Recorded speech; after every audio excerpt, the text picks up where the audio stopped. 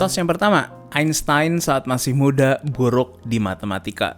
Gua rasa kita dulu waktu sekolah sering banget dengar nggak apa-apa. Einstein aja dapat nilai buruk waktu dia sekolah dan nilai matematikanya itu jelek. Ini biasanya dari orang tua kita, dari teman, atau dari orang dekat kita yang menyatakannya. Tapi ternyata rekor nyatanya menunjukkan justru kebalikannya. Einstein di waktu sekolah adalah murid yang benar-benar brilian banget dan nggak pernah mendapatkan nilai yang rendah sekalipun. Ia selalu menjadi murid ranking pertama di kelasnya dan di umur 15 sudah dianggap sebagai seorang genius atau seorang prodigy karena pemahamannya dia terhadap konsep matematika dan sains yang kompleks. Bahkan Einstein sendiri itu pernah ditanyakan apakah ia sewaktu sekolah di Munich, Jerman, ini memiliki nilai yang buruk. Dan dia menyatakan itu hanyalah suatu mitos. Dan bahkan sebelum dia berumur 15, dia sudah menguasai differential and integral calculus. Asal-muasal dari mitosnya mungkin ini berasal di mana dia mendapatkan nilai 1, di mana itu adalah nilai A di Jerman. Sedangkan di Amerika, mereka menggunakan nilai A, B, C, dan seterusnya. Jadi mungkin mereka salah mengartikan nilai yang didapatkan oleh Einstein. Kita punya 5 panca indera. Indera penglihatan, indera pendengaran, indera pembau, indera pengecap, indera peraba, ini adalah 5 indera yang biasa kita kenal atau bahkan sering diajarkan. Tapi sepertinya kurikulum itu harus dirubah atau setidaknya harus ditambahkan dengan menyatakan kalau indera kita itu ada lebih banyak dari 5. Bahkan kalau kita telusuri, 5 indera manusia ini berumur ribuan tahun. Karena awal mula indera ini diketahui secara umum oleh Aristoteles, yang menyatakan kita punya 5 indera dari de sensu et sensibilibus. Tapi para neuroscientist menyatakan kalau kita memiliki indera yang perlu diklasifikasikan lebih dalam, seperti perasa lapar dan haus seharusnya termasuk senses yang ada di dalam manusia juga. Bahkan indera suhu ini juga bisa masuk dengan istilah thermoception. Untuk manusia bisa merasakan rasa sakit juga dikategorikan masuk ke nociception, yang bisa dipecah lagi menjadi berbagai senses karena kita bisa merasakan atau bersifat internal maupun eksternal, physical atau mentally.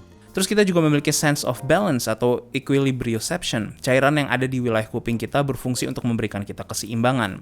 Total dari para neuroscientist klasifikasikan, ini ada 21 indera yang dimiliki oleh manusia. Jadi 5 adalah angka yang diklasifikasikan ribuan tahun yang lalu. Alkohol bikin hangat badan. Minuman alkohol sepertinya sering dibilang baik banget untuk menghangatkan badan, tapi kenyataannya ini hanya rasa dari efek buruk yang sebenarnya diharapkan kita terjadi. Kalau kita kedinginan, tubuh kita akan mengecilkan pembuluh darah kita, termasuk pembuluh kecil yang dekat dengan kulit kita. Tujuannya adalah untuk menjaga suhu tubuh kita itu supaya nggak turun, karena semakin kecil pembuluh darah, semakin kecil transfer suhu itu terjadi. Jadi ini adalah suatu law of thermodynamics, tapi alkohol ini bersifat membesarkan pembuluh darah kita. Jadi rasa hangat yang kita rasakan adalah karena pembuluh darah dan pembuluh kecil kita itu membesar semuanya. Alkohol ini akan mengoverride sistem tubuh dan justru akan memberikan efek samping yang terbalik dari tujuan yang seharusnya tubuh kita lakukan. Jadi kalau kita minum alkohol di musim dingin atau udara dingin, ya justru suhu tubuh kita itu akan menurun lebih jauh. Lie detector bukanlah suatu bukti. Lie detector pada dasarnya hanyalah suatu alat yang mengukur rangsangan. Jadi kalau kita lihat di film atau apapun itu yang menggunakan suatu lie detector, seperti banyak para Twitch streamer yang iseng memanggil lie detector untuk ditanyakan pertanyaan ke mereka, itu bukanlah bukti sesuatu yang konkret. Lie detector pada dasarnya itu nggak pernah bisa membuktikan seseorang bohong atau jujur. Tapi ada studi yang menyatakan kalau lie detector adalah suatu efek placebo, di mana orang akan berpikir kalau bohong pasti ketahuan dan mereka lebih jujur untuk menjawab karena mereka nggak tahu kalau mesinnya itu beneran bisa mendeteksi seseorang yang bohong. Polygraph yang keluar dari suatu lie detector cuma membaca tekanan darah, pernapasan kita, berapa banyak kita berkeringat. Data ini akan dijadikan suatu parameter apakah orang itu bohong atau enggak. Makanya selalu dibutuhkan baseline dengan pertanyaan-pertanyaan awal yang ditanyakan itu ada sesuatu yang jujur, lebih gampang untuk diketahui seperti kapan dia lahir dan namanya dia, nama orang tuanya. Ini ditanyakan terlebih dahulu supaya mereka bisa mendapatkan suatu baseline. Lucunya kita bisa melatih diri kita untuk tetap stabil atau sengaja misalnya kita lukai diri kita saat kita menjawab jujur. Jadi pada saat kita bohong, baseline itu sama dengan pada saat kita menjawab dengan jujur.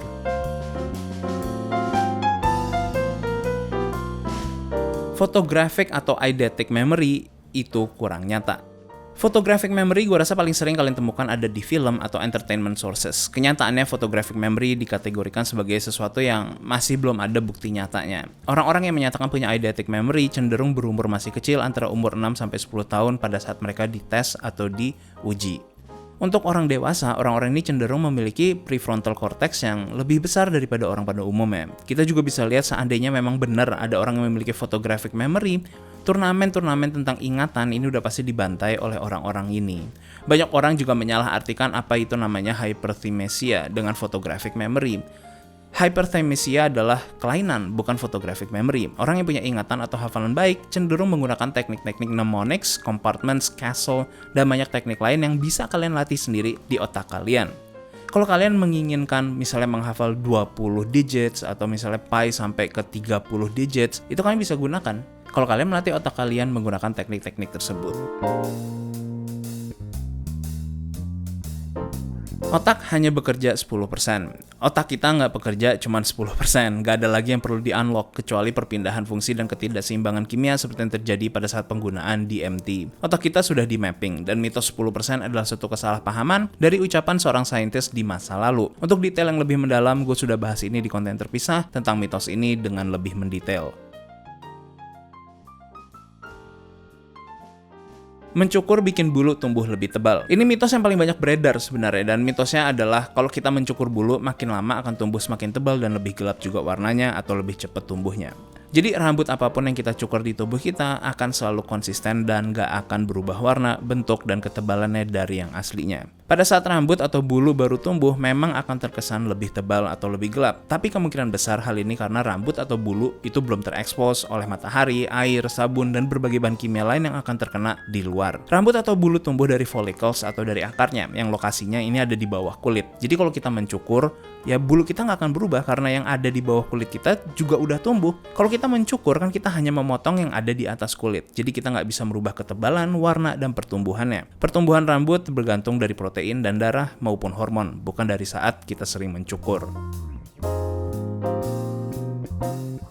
Kelelawar itu buta. Ini gue sendiri dulu sempat berpikiran kalau mereka buta, kenapa tetap punya mata? Harusnya evolusi menghilangkan mata kelelawar kalau mereka memang buta. Tapi ternyata ya kelelawar itu nggak buta. Mereka punya mata yang ukurannya memang kecil banget. Tapi walaupun kecil, mereka tetap punya penglihatan yang sangat sensitif. Jadi mereka punya kemampuan melihat yang baik di kegelapan. Mereka tetap menggunakan mata mereka untuk mencari makan dan navigasi. Mereka adalah hewan nokturnal, makanya matanya berevolusi untuk kehidupannya, di mana fotoreseptornya benar-benar optimal untuk melihat dalam kegelapan. Terus untuk apa mereka menggunakan echolocation? Jadi ini digunakan untuk membantu navigasi, tapi bukan sumber utama mereka untuk melihat maupun bermanuver dan bernavigasi.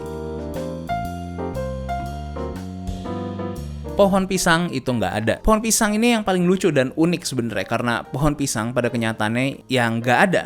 Pisang itu bukan tumbuh dari suatu pohon. Pisang itu masuknya ke kelas herba. Makanya kita nggak pernah menemukan kayu pada pisang. Pisang lebih dekat dengan herbs yang biasa kita gunakan untuk masak, seperti misalnya ada thyme, ada rosemary, parsley, atau bahkan jahe. Jadi pisang ini masuknya juga bukan buah-buahan, tapi lebih ke berry, sekeluarga dengan timun, anggur, dan semangka.